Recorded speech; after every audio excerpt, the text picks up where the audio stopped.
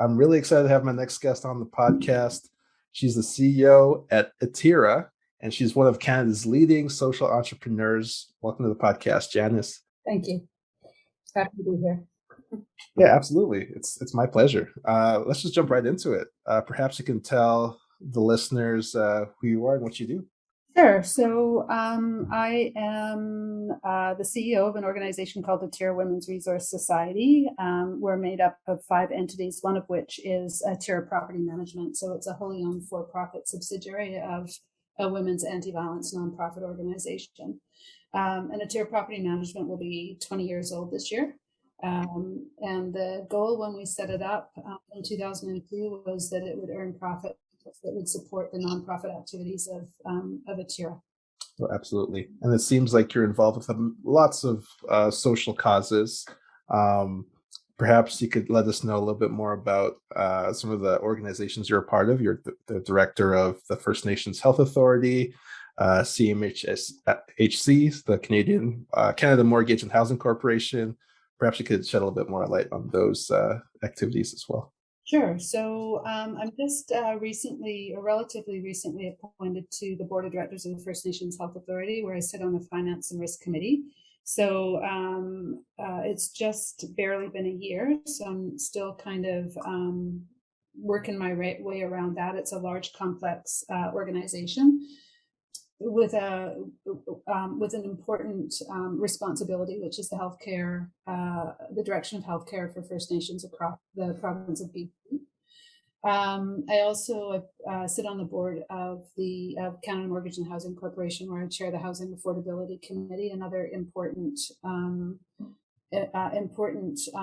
role that oversees the national housing strategy and the delivery of affordable housing to Canadians across the country. So those are part of my extracurricular activities, I guess. I love that. Yeah, you're just in many leadership positions. I'm just curious to pick your brain on what does being a successful leader entail for you? I think the most important thing is to always remember why you do the work or why you got into the work. For me, that's always been around building more and better housing for women and children, and specifically for women and children affected by violence. So I do stay connected to the women and to the work that we do. I'm available to almost anybody when they have issues or problems, and I think it keeps me grounded in the work, and it makes the bits and pieces of the work that I don't find particularly satisfying doable for me. Is to always remember why. Absolutely. And sort of looking back on your career or looking back and start of your career, when you talk about why, has there always been that why to pursue that your line of work, or what inspired you to pursue um, what you're doing today? So yes, absolutely. It's always been part of who I am. Like probably most women who get into women's anti-violence work, I have personal experience. I grew up in a family where there was violence, and so my passion stems from that lived expertise, I guess. And at the end of the day, it's what matters to me the most about all of this. Um, the mechanisms for getting there are many, but the work is the same. It's about violence against women and children. You mentioned about getting there. I'm curious, professionally or personally, what does success look like to you? So success to me will be when I retire, that there is a lot more affordable, accessible housing for women and kids in the places they want to live. So yeah, that's the goal. Like all folks who operate and work in nonprofits, I guess ultimately the goal is that at some point in the future, organizations like Atira are no longer necessary. Mm. So that there's no more violence against women and children. Women and children um, uh, have equity and are accessing all of the places where decisions are being made and have control of their futures. And we're no longer necessary. So, I mean, that's the ultimate goal. It likely isn't going to happen in my working life, but that's the ultimate goal. So it sounds like the organization is trying to make a change where the organization isn't needed anymore. I think that's a pretty neat perspective. Exactly. In terms of unique skills, I mean, again, you're on so many leadership boards and you're the CEO. And what do you think is a unique skill that's helped you become so successful in your career journey? Geez, I'm a CEO. I have no skills, just a lot of they have a lot of charm, but there's a lot of people who would argue that's not true either. Maybe just being driven, and driven, again, driven by the mandate of Atira. So that's what makes me passionate, and so definitely driven. A lot of the work I do just requires a lot of reading and a lot of listening and a lot of paying attention to what's going on in the world, not just from the perspective of so-called experts, but also from the perspective of the women and children we serve. Listening to the frontline workers. I think those are the skills that make a good leader, and recognizing both your strengths, but acknowledging your limitations as well, and not being afraid to be public about what your limitations are. I love that. In terms of uh, building on your knowledge, is there anything that's kind of inspired you recently? It could be a book, a piece of literature, something on the media. What's inspired Janice recently? Recently, I think the place where I get most of my inspiration from is the stories and the successes of the women we work with and the folks that we work with. So, and the things that matter in their lives. So, we have a pet outreach program, and I know that probably sounds minimal or um, uh, like it shouldn't matter that much, but pets are so important to people. And I think, we are able to work with and set up this program and help people to look after their pets who don't have the resources or the ability to look after them. And so when I look at the work of our pet outreach program and some of the successes, the folks that they've supported, the animals that they've supported over the last maybe 6 months, I'm really inspired by that. When I talk to Jessie Smith, who's the program coordinator, I want to cry. I'm so happy. Also, the work of our frontline staff, and the difference that they're making in people's lives, and yeah. So I think more than books and reading, I'm inspired by the stories of the people that we work with. Mm, I love that. In terms of stories, what's maybe one thing that, or maybe one question that you never get asked that you wish you would be asked?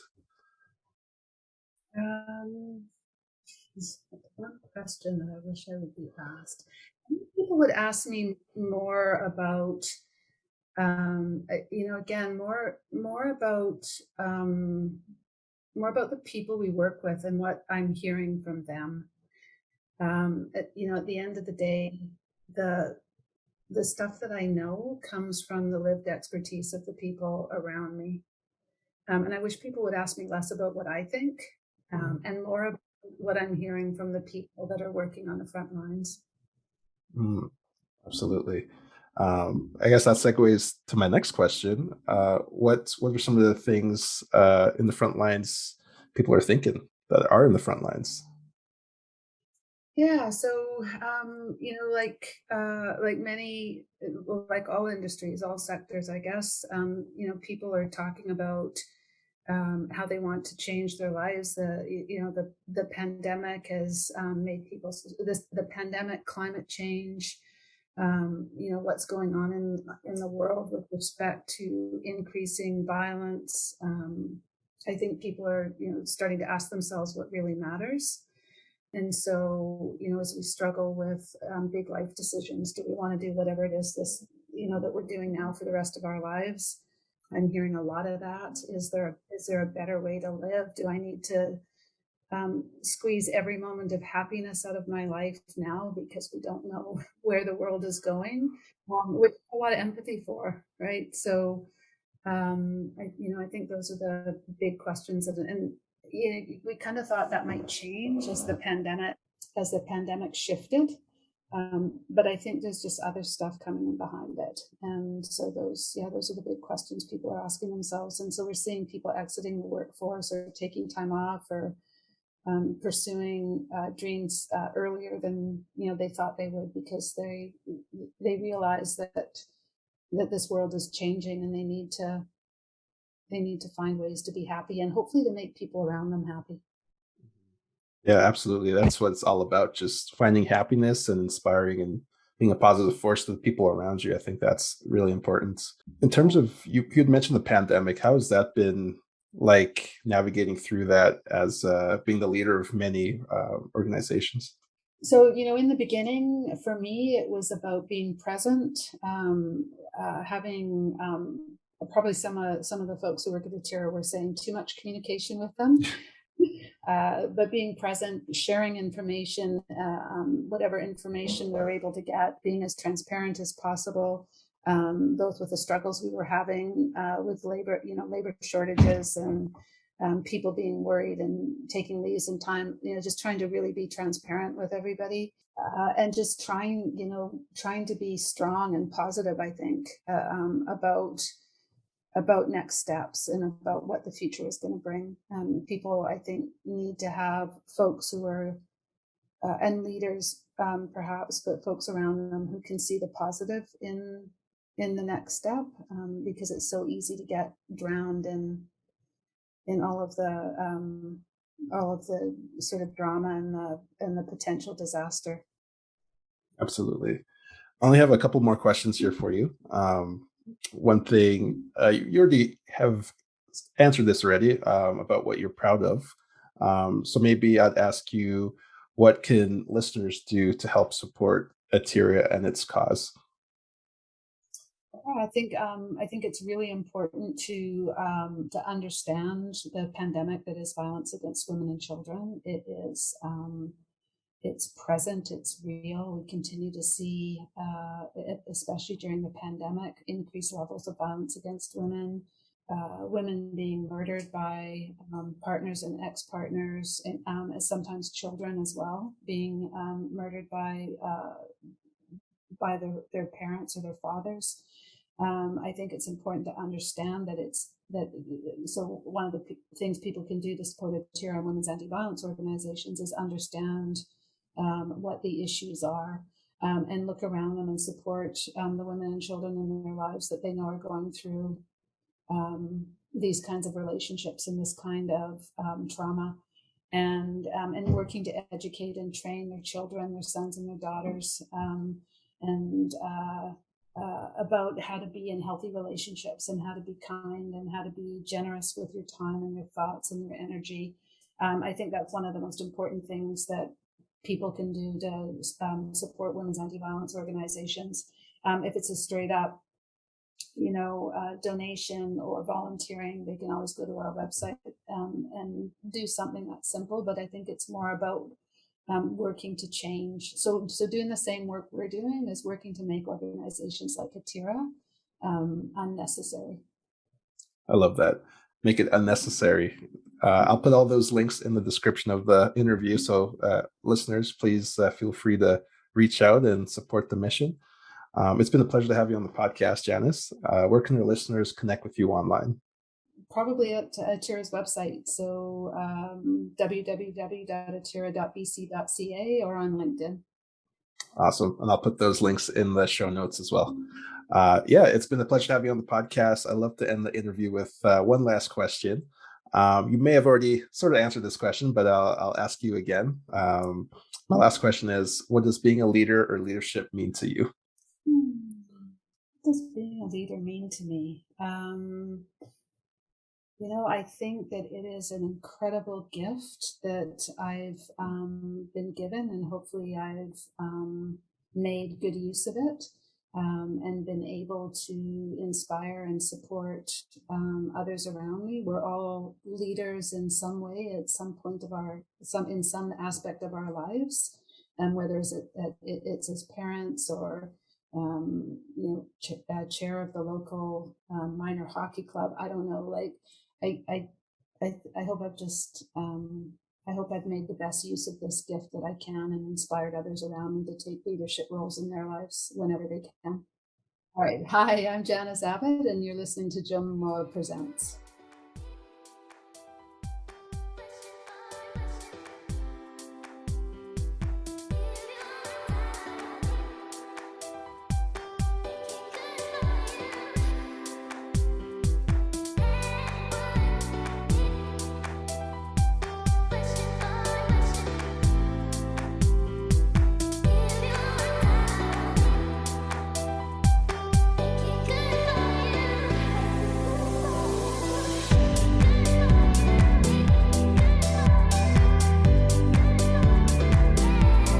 Thanks again for watching the Joe Momoh Presents podcast. For more episodes, check out joemomo.com/podcasts. All right, see you next time.